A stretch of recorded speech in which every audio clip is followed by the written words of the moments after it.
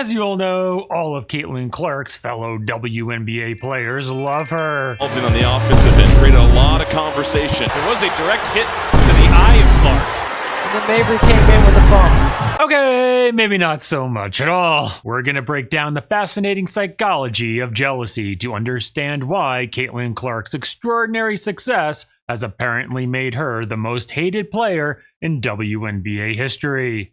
So now, let's get started. Lobo versus Leslie, New York versus LA, the cornerstone franchises of the women's NBA. For years, the WNBA was the laughingstock of sports because few cared to watch their games, so much so that the WNBA championship victory parades were historically nothing more than just a few buses driving down the street on a Tuesday afternoon. And in those past years, their salaries were often thereby in the $30,000 range. However, what the WNBA needed was a superstar to draw fan attention to their league. A lot of people forget or simply don't know that the NBA was not nearly as popular as it is today. Therefore, the salaries back then were similarly unimpressive. However, what do you think changed? Fans are coming out of the stands, 46 seconds left. The most amazing scoring performance of all time. 100 points for the Big Zipper. Yes, the emergence of generational players like Magic Johnson, Larry Bird, and of course Michael Jordan, who gave people a reason to watch professional basketball. They did it in the NBA with Magic Johnson. They did it ultimately with Michael Jordan. You know, that's how you do this. You find somebody that just galvanizes folks and ingratiates themselves with the public at large in such a way where everywhere they go and whatever they do, everybody wants to watch. You don't resent that. You feed off of it to build your own. Do people just randomly start following a basketball team because they have nothing better to do or out of some form of equitable charity? Of course they don't. They instead need a reason to watch and become emotionally invested. Psychologically, they need excitement, rivalry, a compelling storyline, and players they care to watch. The Caitlin Clark effect. Here's Clark. You bet! Wow! Another long three. Counted and a foul. CC flexes. And that's the power of a superstar. A league superstar can draw mass attention to the entire league, where the superstar creates a rising tide that elevates the entire league. People who previously had absolutely no interest in women's basketball suddenly start watching games, buying tickets, purchasing merchandise, and arguing with strangers on the internet about a league they didn't really care about a year earlier. Caitlin Clark doesn't just set a new career high, doesn't just set a new Fever franchise record. It's 10 over, the most she's ever scored in a game, and it's tied for the second most in a WNBA game this season. And finally, with Caitlin Clark, the WNBA got their superstar to elevate their entire league. However, do you think the other women were elated that Caitlin Clark was finally putting their league on the map? Feels like the WNBA doesn't get it. Take advantage of these moments. Sell the stars. Imagine if the NHL did not embrace young Wayne Gretzky or golf didn't embrace young Tiger Woods. This falls into your lap. You go with it. On the offensive end, created a lot of conversation over the past week. These players are going to continue to be physical with her. This is what they're going to do. This is the strategy. Right, they instead became apparently jealous and envious of her, causing many of them to feel insecure about their own ability, talent, popularity, status, and perceived value within the league. Jealousy and envy are some of the most curious human emotions, because it's what's psychologically called a masked emotion, meaning it often conceals deeper feelings of insecurity, inadequacy, and fear. Therefore, because those feelings are deep, personal, and complex, when someone feels jealousy, how do you think those feelings emerge? Yes, it often emerges as deep hatred to the person who triggered those deep insecurities. Going and Nicholson giving her an extra curricular two-hand shove. The truly jealous person is often incapable of recognizing they're jealous because doing so would require them to acknowledge the painful insecurities and feelings of inadequacy underlying their resentment. Instead, they often rationalize their hostility by convincing themselves that the other person genuinely deserves to be disliked. But how do you think they psychologically do that? Right, they begin searching for flaws, mistakes, and negative qualities in the person person they envy to justify their resentment. Through what's psychologically called confirmation bias, they selectively focus on information that supports their negative perception while ignoring evidence that contradicts it. Therefore, the jealous person does not perceive themselves as jealous at all, but instead as completely justified in disliking the person who subconsciously makes them feel deeply insecure. The word jealous is often casually used as a compliment in modern conversation, where you may say to your friend, "I love your car or handbag, I'm so jealous." However, that's a compliment and not genuine psychologically threatening jealousy or envy, because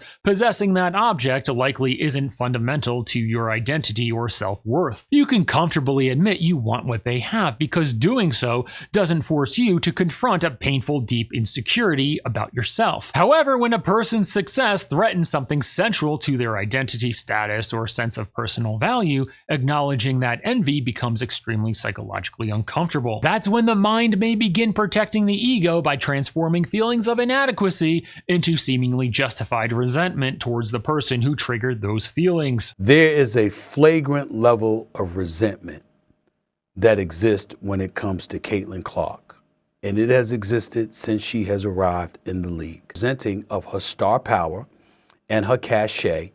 And as a result, if they have an opportunity to go at her, they're going to take it. Now let's think about why some of Caitlin Clark's fellow WNBA players may be psychologically jealous of her. Many of these women have spent nearly their entire lives developing their identities around being exceptional basketball players, only to watch Caitlin Clark suddenly enter the WNBA and nearly immediately receive more money, attention, recognition, and popularity than nearly all of them had received throughout their entire careers.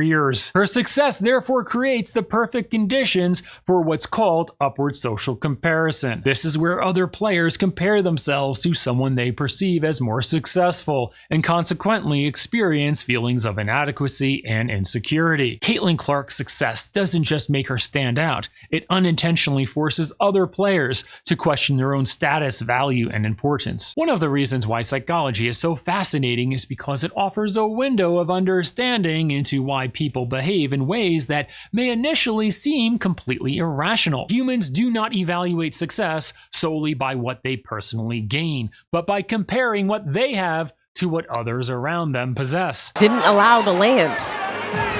Not giving her space to land safely, which I'm told you're supposed to do. This is exactly the type of play that can lead to a nasty ankle injury. Caitlin Clark can improve the lives of players around her while simultaneously making some of them feel less successful by comparison. Wintrust Arena, the fever really stretched. In other words, emotionally, they may prefer to see the person they envy fail, even when they themselves would benefit from that person succeeding. Don't get in the way of the cash cow. You don't sit up there and pave a way for her and don't compete. Nobody's implying that. But you certainly ride that tidal wave of popularity and use it to your advantage to build the game, not compromise and hurt the game by taking her out whenever you get the opportunity to do so. That's not smart. This creates what's essentially a lose-lose situation, where a person becomes so consumed by envy that seeing the other person fail becomes more emotionally rewarding than experiencing the personal benefits of that person succeeding. Psychologically, this demonstrates how powerful envy can be when protecting one's ego and sense of self-worth becomes more important than acting in one's own rational self-interest. Player puts her fist into Caitlin Clark's throat. No call, by the way. The on-court ruling of a personal foul on Caitlin Clark has been upgraded to a flagrant foul penalty 1. Is she refereed differently? She is. She is officiated differently. What's interesting is that even the referees have been accused of officiating Caitlin Clark unfairly. Psychologically, once a player develops a reputation for being involved in controversy, conflict, or physical confrontations, that reputation can begin influencing how other ambiguous situations are perceived. Through expectancy effects and confirmation bias, referees may intentionally interpret questionable plays and actions in ways that reinforce their existing perceptions of that player. They're definitely targeting her, and the league and the refs do nothing to protect her. The league and its refs allow her to get beaten, physically beaten, without calling the fouls, because they can't stand her. Unfortunately, this type of shit happens every single game to her, and the league and the refs do absolutely nothing about it. However, some believe that this may be a league-wide mandate against Caitlin Clark, since there seems to be unfair treatment from higher-ups in the league to her,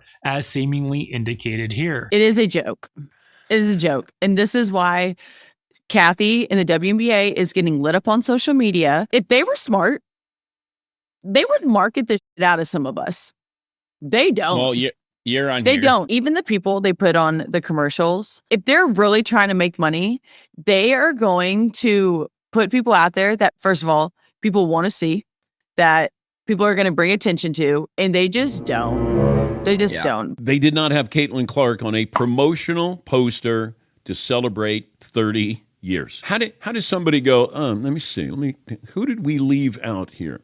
I don't know. Looks good to me. But you cannot put out a promotional poster celebrating the 30 years of the WNBA and not put the woman who is singularly most responsible for the popularity and the newfound money. And I see this dumb poster and there's no Caitlin Clark on it. But you have to respect the fact that buildings are sold out for the first time because Caitlin Clark exists. And for you to celebrate the 30 years of your sport that nobody has ever cared about until Caitlin Clark became a professional and not put her face on that poster, you're either brain dead, stupid, or you hate her. The poster that they dropped last night, like the 30-year commemorative thing, which that you're on it, that's cool. Why would you ever put me on it? Why are we putting random players on there? I'm one of them. And look at Aaliyah Boston and the leadership. Well, this is fighting for position. The officials allowing Cunningham to point. Caitlin got called for a technical, and both of them should have had a technical. And so I just went up to the ref and I was like, shouldn't she get a technical too? And she was like, well, don't you bleep, bleep, point at me. And I was like, oh, shouldn't have said that. And then that's where you got that photo. And yes, Caitlin finally got a wing woman in Sophie Cunningham. Now watch this clip of Caitlin Clark being interviewed by the press about the referee's officiating of her and see if you can spot any deceptive body language. And then we'll rewind it and break it down. Fouls are up league-wide. Yeah. And does that make you more willing to attack and be and go to the rim when previous years it was kind of like dangerous? Yeah, I mean, I think the refs have done a really good job. I think it makes the game of basketball better personally, and I know people's opinions are going to be different across the league, and I understand that. And yes, Caitlin's words and body language cluster are very incongruent with one another, which indicates she's being untruthful. Caitlin first closes her eyes for an extended period of time when she says that. She gives an incongruent headshake and a no gesture when she says the refs did a really good job. I think the refs have done a really good job. And now focus on Sophie's body language because we're going to be breaking down hers next. yeah, I mean, I think the refs have done a really good job. I think it makes the game of basketball better personally, and I know people's opinions are going to be different across the league, and I understand that. And Sophie on the right here is inspecting her fingernails in a classic gesture of judgment on the topic, surely feeling that the refs have treated Caitlin and their team unfairly. Then when the words Caitlin says registers through Sophie's apparent negative thoughts of the refs, she spins her head to look at Caitlin with squinty eyes and a look of confusion. Then Sophie's face slowly emerges with a smile because she seems to realize that Caitlin is playing the classic corporate suck-up game to avoid their team getting treated unfairly by the refs in the future. However, Sophie can't contain her laughter as she looks down, covering her face at the apparent fact that Caitlin seems to be saying the exact opposite of what the two of them surely previously discussed with frustration. Now watch this part and see what you think of their body language. I think there's a fine balance, and players will figure it out. But overall, I think the refs have done a really good job, so got to give credit to them too. Caitlin gives more eye blocking with extensive eye closures because when someone lies, it's sometimes more comfortable to say the lie looking away or with their eyes closed. Players will figure it out, but overall I think the refs have done a really good job, so got to give credit to them too. That was really nice. Sophie then gives a knowing smile. However, she apparently could not help herself but to give Caitlin an insider high five, seemingly as a way to release the tension created by Caitlin seemingly lying through her teeth. Credit to them too. That was really nice. I mean it. When the reporter says that, Caitlyn responds with nervous laughter and a duping smile as she says, "I mean it," indicating the anxiety she felt about the consequences of not being believed. After all, if the referees perceive her comments as insincere or sarcastic, she risks irritating them even further, potentially making an already frustrating basketball season even more miserable. Concerning reports suggest that many of these attacks against Caitlin Clark may be racially motivated. What's your reaction to that? Our team made a statement yesterday, so you can find that statement. No, I understand that. I just mean as a coach, when you hear one of your players is being mentioned in a letter from members of Congress to the commissioner of the league, how do you handle that? Again, that's not something we can control. We're not affiliated with those groups. Not affiliated with Congress? What does that mean? We're all affiliated with Congress. And it's from the front office down. There has never been a clip, ever, I swear to you, ever, where you feel like, sometimes they've said it, but you feel like, boy, oh boy, Stephanie White and Indiana Fever, they love their star. They're So well protecting said. their star. You never feel that. The girl had a 32-point double-double alongside Aaliyah Boston, the first time that's ever happened for teammates in WNBA history.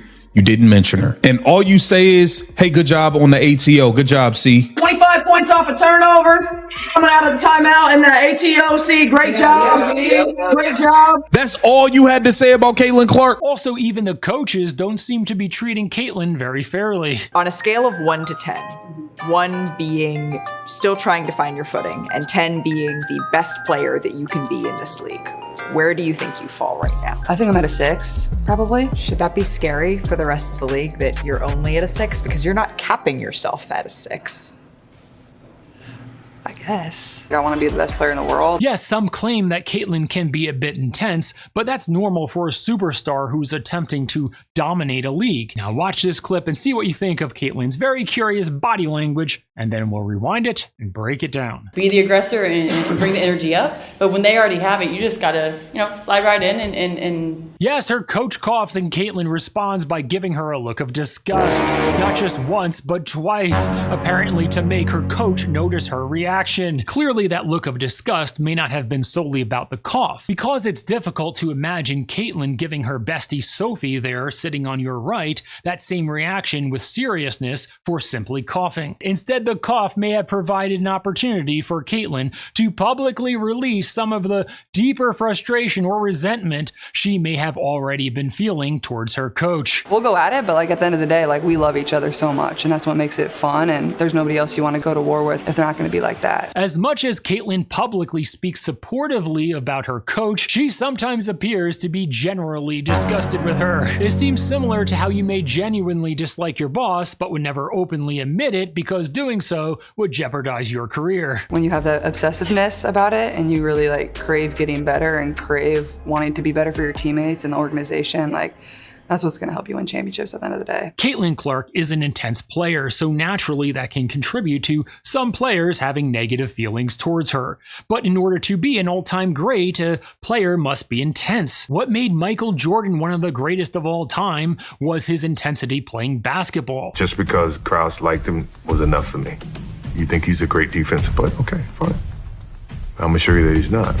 If I don't do this, then they're gonna consider him on the same level as me, and that motivated me to attack. It became personal with me. During the finals, we go out to dinner one night. George Karl's over on the other side, having dinner. Hey, there's George Karl over there. And George Karl does not come over and speak to him. He walked right past me. He just kind of went by, and I went, uh-oh, should have never done that. That's all I needed. That's all I needed for him to do that, and it became personal with me. That fueled the fire. Jordan, a drive.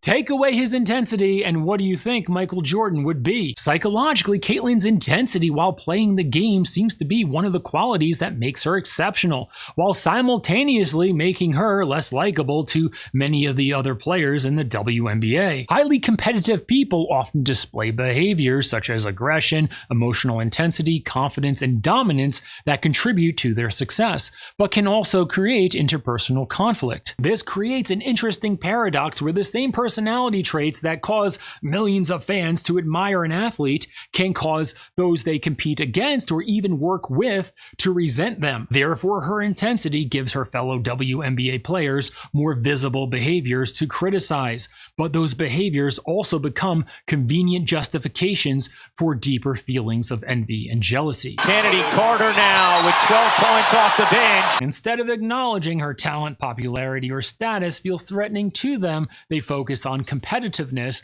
and tell themselves that they dislike her simply because she's arrogant, aggressive, or difficult. Oh, that's on the rip through on the cut by Power Cassidy.